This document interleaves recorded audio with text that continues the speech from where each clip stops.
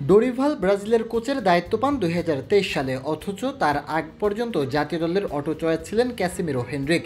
কিন্তু Dorival junior এসেই বাদ দিয়ে দিলেন ক্যাসিমিরোকে, তার ফলও ভুগতে হয় এই কোচকে।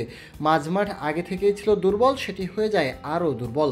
হ্যাঁ, কিছুদিনের জন্য ফর্মে ছিলেন ক্যাসিমিরো, কিন্তু সেটা দীর্ঘস্থায়ী হয়নি। এমনকি ক্লাব ত্যাগ করেননি বা কোনো কোচ এসেই তাকে ক্লাবে ম্যাচের পর ম্যাচ বেঞ্চে বসাননি। দলের দুঃসময়ে তার উপর আস্থা রেখেছেন কোচ, ফলে ইনজুরি থেকে ফিরে সময় নিলেও আস্তে আস্তে ফর্মে ফিরেছেন ক্যাসেমিরো।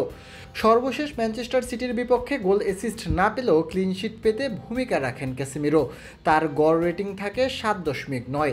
এছাড়া লিওনের বিপক্ষে 8 মিনিট আগে দলে পিছিয়ে থাকা 2 গোল, সেখান থেকে দলকে 5-4 গোলে জিতিয়ে মাঠ ছাড়েন ক্যাসেমিরো।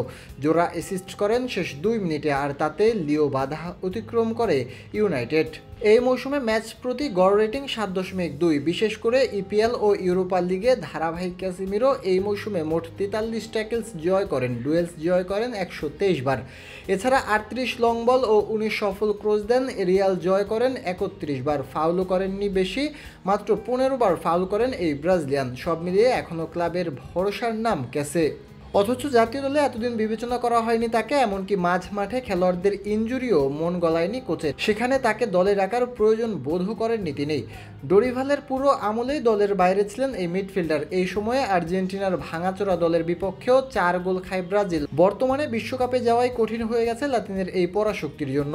অথচ নেইমার সিলভাবিহীন দলে ক্যাসিমিরো হতে পারতেন সমাধান। তার অভিজ্ঞতা বড় ম্যাচ ও বড় মঞ্চে কাজে দিতে পারত, কিন্তু সেই সব অবজ্ঞা করে দলকে একের পর এক বিপদের মুখে ঠেলে দিয়েছেন ডোরিভালের মতো কোচ।